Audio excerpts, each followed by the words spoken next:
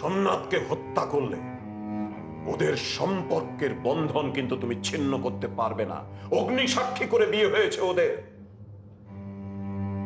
ওদেরকে অস্বীকার করার ক্ষমতা তোমার নেই আদিত্য। সোমনাথের হত্যার পর সতীমাকে প্রথা অনুযায়ী বিধবার বেশ করে থাকতে হবে। সহ্য করতে পারবে এ বেশ? না না না, কিছুতেই না। সতীমায়ের এ বিয়ে আমি মানি না। সতীমা কুমারী ছিল, কুমারী থাকবে। আদিত্য, তুমি এত বড় কেউকেটা হয়ে যাওনি। সূর্য চন্দ্র পৃথিবীকে যেমন অস্বীকার করা যায় না, তেমনি এই বিবাহকেও অস্বীকার করতে তুমি পারো না। এরপরেও গায়ের জোরে তুমি অস্বীকার যদি করো, গায়ের 5 জনে 5 কথা বলবে।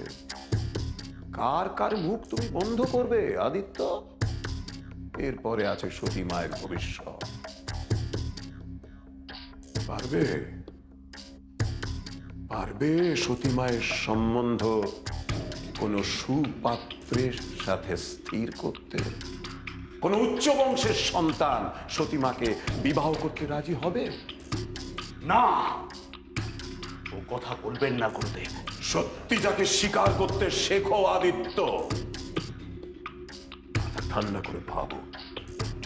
সোমনাথ ব্রাহ্মণ সন্তান, সজাত, শিক্ষিত, বুদ্ধিমান।